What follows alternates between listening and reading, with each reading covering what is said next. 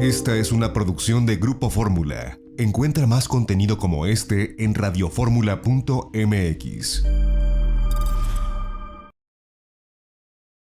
Y a mí siempre me da un gusto enorme, aunque desafortunadamente no lo hago tan seguido como yo quisiera. Pero siempre es un placer enorme tener la posibilidad de abrir la conversación con una personalidad, con un personaje, con un talento como lo es el querido Luis Estrada, que pues él sale poco, de repente sale poco, porque siempre que sale es noticia. Y siempre que hay noticias de Luis Estrada, siempre hay revoloteo por todos lados. Pese a que sus películas aún no se estrena, ya se está hablando de la película y ya se está hablando de Luis Estrada y de todo este asunto. Y en esta ocasión no es la excepción. ¿Por qué? Porque ya le platicaba yo en este espacio que la nueva película de Luis Estrada estaba a punto, que viva México, además, vaya título, así se llama la película, estaba a punto de salir, de estrenarse. Netflix era la encargada de dar a conocer esta película. Y el mero día del estreno, pues Luis dice, no, a ver, espérenme tantito, dice mi mamá que no, que mi mamá dice que siempre no, que algo quiero que algo tengo que hacer, yo soy de los románticos del cine y quiero que mi película se vea en el cine. Y pues Netflix le regresa los derechos de la película y Luis en este momento tiene los derechos, tiene su película y nosotros queremos saber qué va a pasar, qué va a pasar con la película y cómo es que se dio todo este asunto que yo le estoy resumiendo a lo mejor de mala manera. Luis está aquí y yo le agradezco como siempre porque además es una persona muy querida por mí, por mi familia, por cualquier cantidad de razones que en este momento no les voy a explicar, pero es muy, pero muy, muy querido. Luis formó parte sumamente importante en mi familia y lo sigue siendo y yo no me canso de reconocerlo. Mi cariño siempre, Luis Estrada. Gracias de verdad por conversar con nosotros. Bienvenido a este tu espacio. Por poco me pongo a llorar con la presentación, querido Javier. De verdad, es que somos familia, ni modo. Así es. Las cuentas claras y el chocolate espeso. Así es, tan claro como eso. Y se les quiere de regreso. Igualmente, Luis. Bueno, mi querido Javier, pues mira, resumiste no mal, bien, pero solo un aspecto de lo que se dio en mi relación con la plataforma Netflix, que hoy por hoy es el estudio más importante del mundo en términos de producción, en términos de distribución de contenidos, que ellos le llaman así. Para ellos contenidos abarca películas, series, telenovelas, reality shows, documentales. Y yo creo que un poco lo que es importante precisar es que para mí no es lo mismo el cine que el otro contenido. El cine para mí, más allá de la visión romántica que se pueda tener o no alrededor de lo que es la cinematografía, la historia del cine, para mí el cine debe de aspirar primero y antes que nada a ser un arte. Muy pocas veces se consigue. Eso es un hecho también incontrovertible, pero creo que la aspiración es que tiene que ser un arte y tiene que tener, sí, unas particularidades que no es lo mismo que el resto del contenido audiovisual. Y yo creo que el cine, aunque sea un cliché, ¿sí?, se ve mejor en el cine. ¿Por qué? Porque forma parte de una cultura, forma parte de una tradición, forma parte de un rito colectivo, social, muy importante. Es un eslabón. A lo mejor suena un poco desmedida mi comparación, pero yo de alguna manera pienso que el cine tiene muchas similitudes con lo que es el rito de la misa, de la iglesia, el estar reunidos muchas personas muy diferentes, ¿sí?, con diferentes concepciones, pero que cada uno se enfrenta a una experiencia, llamémosla artística, de comunicación, en el que el cine tiene un lugar especial en nuestras vidas. Sí, he hablado tanto estos días que ya la gente va a decir, está repitiendo lo mismo, pero sí, lo repito. O sea, de entrada yo tuve la suerte, casualidad, infortunio de nacer en un cine. Y no lo digo metafóricamente. Mi padre se dedicaba a hacer películas cuando yo nací. Sí, me siento parte también de una tradición. Y de alguna manera, muchos de los hechos más importantes de mi vida han ocurrido frente a una pantalla de cine, no frente a una iPad, frente a un celular, que es donde ahora la gente, los jóvenes, mis hijos, o sea, no es que yo hable de los otros, En mi propia casa mis hijos consumen películas en el celular mientras están jugando Nintendo y chateando y comiéndose unos chetos. Y entonces ese rito en el que tus 5 sentidos están puestos frente a una pantalla y tu concentración, y además hay una comunicación, yo llamaría subjetiva, pero tú al estar rodeado de tanta gente y unos comen palomitas y otros se besan con la novia y otros chatean en fin, otros se tiran pedos, en fin, o sea, lo que pasa en un cine forma parte de una experiencia. Y entonces un poco mi idea, a lo mejor ya es muy anacrónica, dinosaurica y romántica, pero mi idea fue tratar de defender que ese rito importante se mantenga vivo.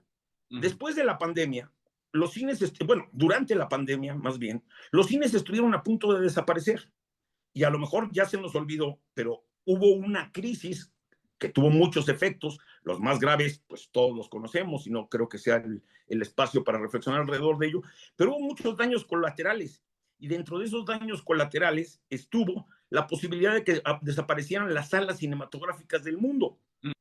También estamos hablando del cine mexicano, porque resulta que el cine ya se recuperó. El fenómeno cinematográfico, el de las pantallas, ya se recuperó, pero se recuperó para los Avengers, los Spider-Mans, las Wonder Womans, y podemos seguir citando toda la cantidad de secuelas, precuelas y cosas a las que se asiste de manera masiva. Pero resulta que el cine mexicano, que más o menos llevaba ahí una rachita no demasiado exitosa, pero sí había una especie como de comunicación entre el público y el cine mexicano, no se ha recuperado nada. Y resulta que la pandemia, si algo también dejó como daño colateral, fue que de alguna manera regresó ese viejo divorcio que había entre el cine mexicano y su público. Un cine mexicano que tiene una necesidad de existir que a veces no evaluamos. Muchas veces, y todos lo hemos oído, que muchas personas hablan del cine mexicano como si fuera un género, como si fuera algo desagradable, de segunda, un churro. Todos hemos oído gentes que se precian, que presumen que ellos no ven cine mexicano porque eso es para nacos, eso es para chairos, eso es de... Y el cine mexicano, te voy a decir algo que creo que es esencial que todos lo tengamos presente. Es el único que nos refleja. Es el único que nos cuenta, es el único en el que tú ves un espejo feo, bonito, fantástico, distorsionado, desagradable, pero que cuenta nuestros problemas como sociedad, como país, como personas. Sí. Y a final de cuentas creo que forma parte de, sí, insisto, de una cultura, de una manera de entender y ver y contar a un país que ahí está como testimonio. Bien. Elogio en boca propia es vituperio. Es un lugar común, pero es verdad. Pero yo te voy a decir que si tú quieres entender qué fue el PRI para este país, ¿sí? Lo que representó los 70 y pico de años que estuvieron en el poder disfrazados de democracia cuando en realidad era la famosa dictadura perfecta, creo que no hay mejor manera de que tú vayas a entender qué representaron esos 75 años que viendo la ley de Herodes. De la misma manera, si tú quieres entender qué es lo que el neoliberalismo le hizo a la economía y a la sociedad de un país, puedes ver un mundo maravilloso. ¿Y qué vamos a entender en ese sentido cuando veamos Viva México? Que van a entender lo que quieran. Cada espectador ve una película diferente. Acabas de decir qué entendimos después de ver cada película. Con Viva México, ¿qué es lo que estás planteando que nosotros entendamos? ¿Qué es lo que estoy planteando? Que estamos viviendo un momento peligrosísimo en el país. Estamos viviendo un momento de polarización y de intolerancia, de alguna manera generado, auspiciado, alentado desde la presidencia de la República, en la que todos nos quieren hacer que nos peleemos contra todos. Aquí ya no hay una guerra, hay 1000 guerras, ¿sí? ¿Sí? Guerras de hombres contra mujeres, de ricos contra pobres, de chairos contra fifís, de intelectuales de izquierda contra los de derecha, Esto es una pesadilla que además nos está afectando todo y creo que puede llegar a tener consecuencias muy graves. Claro, suena muy tremendo, pero es una comedia negra. Es una sátira igual que las otras 4 películas que acabo de mencionar. Me faltó La dictadura perfecta porque no tenemos mucho tiempo, pero hablaba de eso también, de la manipulación y de la corrupción. Eso Y quiere decir entonces, que Viva México no es una celebración a la cuarta transformación. cada persona va a sacar su propia conclusión. Y para saber qué conclusión Hay que sacar, verla así. pero mira, yo te voy a decir una cosa. La sátira, que es el género que yo más me gusta como cinematográfico, Sí. en particular la sátira política, tiene que ser crítico, tiene que ser ácido, Yo tiene que ser esperaría, venenoso contra el poder, sí, contra el sí, poder. Y así. Y entonces, aparte es bueno, tu estilo, es tu sello, ¿no? No podrías en esta ocasión.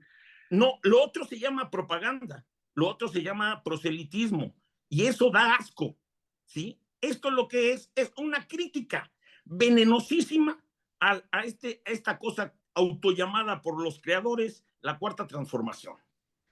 Y yo espero que la reciban con humor y yo espero que también, como en las otras películas, nos ayude a entender que estamos metidos en un laberinto cuyas consecuencias pueden ser funestas.